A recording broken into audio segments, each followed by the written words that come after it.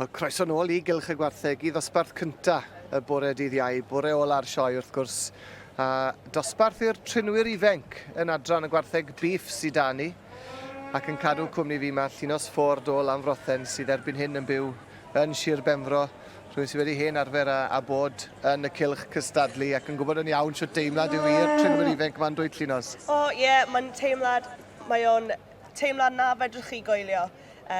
Mae'r handlers ma yn edrych ymlaen am hwn trwy'r wsos a mae'r moment nhw I sheino. A'r sioe fawr yma, maen nhw I gyd eisiau ennill wrth gwrs. I ni wedi gweld Rhiannydd Davies yn barod o Sir Gar yn arwen buwch yr ucheldir, heffer fach yr ucheldir. I ni wedi gweld Cerys Ponsonby o Ynys Môn.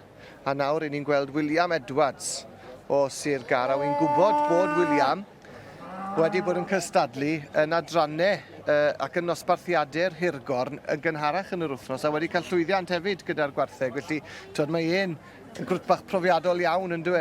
Wel, chwarae teg iddo fo, ond yn y dosbarthiadau na, anifail sydd wedi cael ei beirniadau a mae amser o I sheino mor dda I anifail yn yr wsos. Ti'n iawn, dyma I foment heddi nawr. Ie, na chi.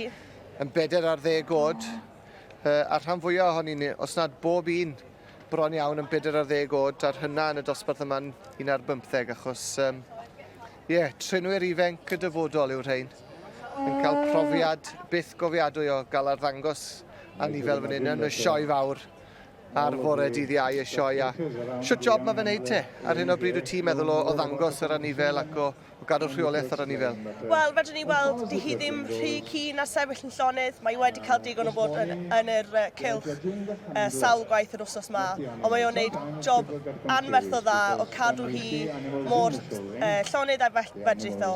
Mae o dan reolaeth sydd pwysica yn yr gystadleuaeth yma.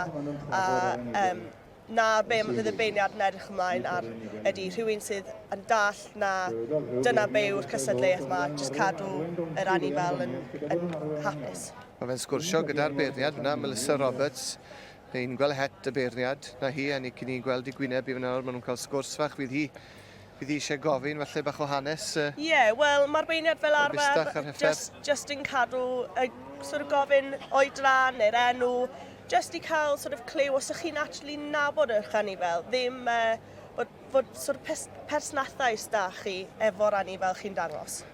A mae fe'n ei gwaith da yn cosi I thagell I fyna nawr.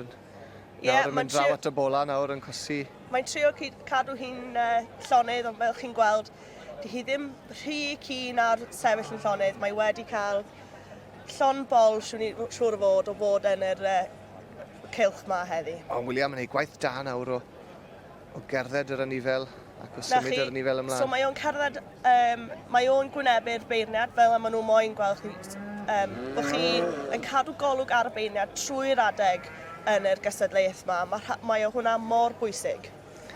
Mae wedi gwneud gwaith da iawn yna, war y teg iddo fe. Nesa I ddod at y beirniad, ni'n gweld Gwenith Haf Williams a Gwenith unwaith eto fel y lleill yn 4 ar 10 ac yn dod o Sir Ddimbych. Yn arwen heffer hyfryd mae rhai gweud. Ond dwi ddim am yr anifel wrth gwrs dosbarth y Trinwyr Ifanc yw hwn yn adran y gwartheg Biff. Fel ni'n gweld rwan, mae hi'n sefyll i'r anifel I lle mae hi moyn i'r beirniad cael edrych arno fe. So mae wedi rhoi I ddangos yr ochr o'r anifel. A rwan mae jyst yn cael sgwrs ar beirniad I wneud siŵr bod yr beirniad yn hapus da cwestiwn yma'n gofyn.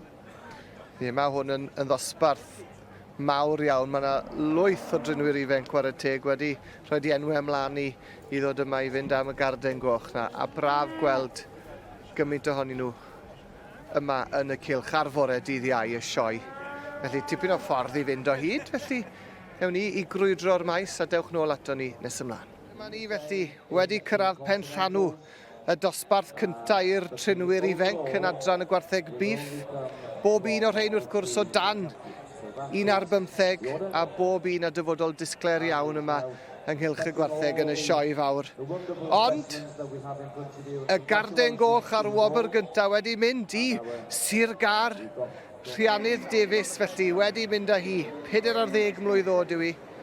a wedi ennill dosbarth cryf ofnadw, chwarae teg. Llongyfarchiadau mowr iawn iddi.